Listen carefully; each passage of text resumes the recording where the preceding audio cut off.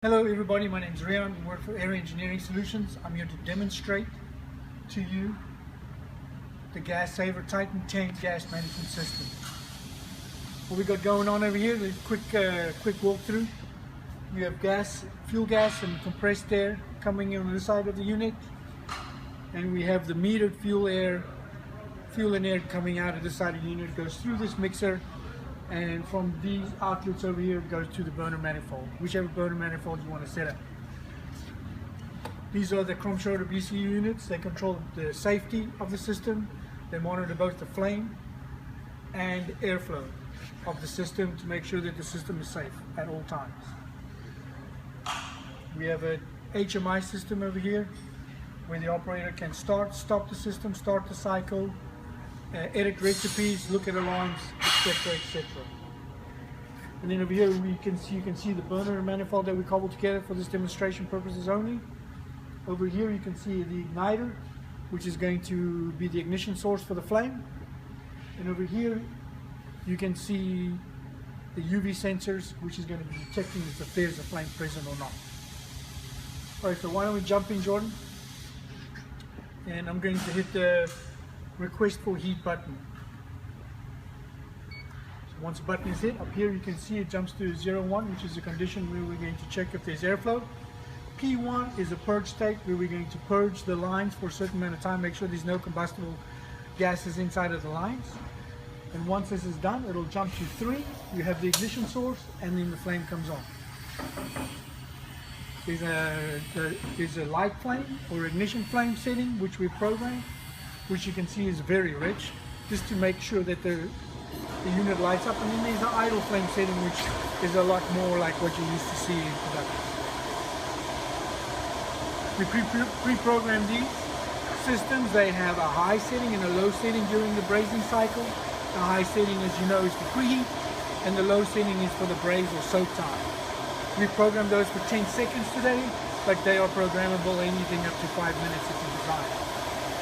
So when I'm going to hit the cycle start button here, we should go and see the high flame for 10 seconds and the low flame for 10 seconds. Here you go, there's the high flame, Jordan. And 10 seconds later, you're going to see a low flame, which is right there. At this point you can see that's an oxidizing flame, which is interesting to note, Jordan. We have on the screen, we have a button here that tells you the flame is in fact on. And right now we're running a reducing flame.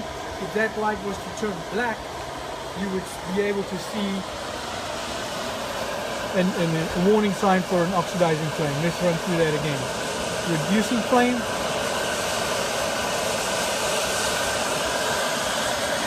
10 seconds. And then when it goes over to set point 2, you see it's oxidizing flame. Obviously this is not something that we recommend, so we've added that feature so the operator can easily detect whether he's got a reducing or oxidizing flame. Now to fix this condition, all you'd have to do, we go to the recipe screen over here and we adjust our gas flow to the appropriate setting, and we can also change the airflow to the appropriate setting. We'll save that, go back to the main screen, and we'll run the cycle again. And now we should have reducing flame on both the preheat and braze cycles.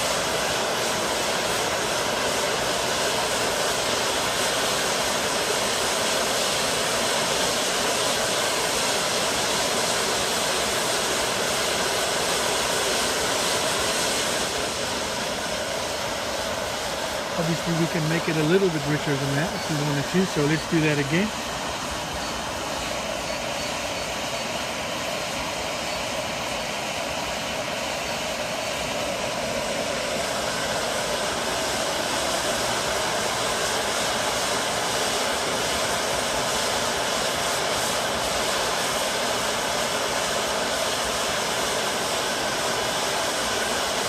Looks like that's a pretty decent flame setting up there.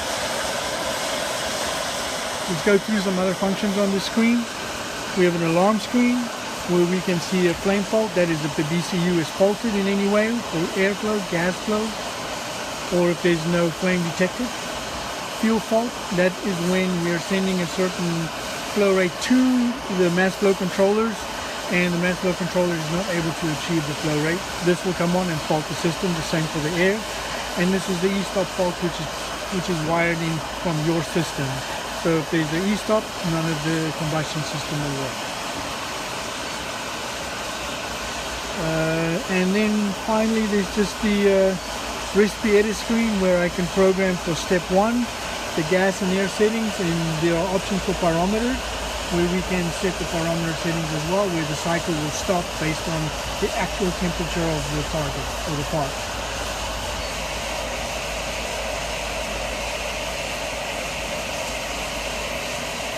That's pretty much it in a nutshell.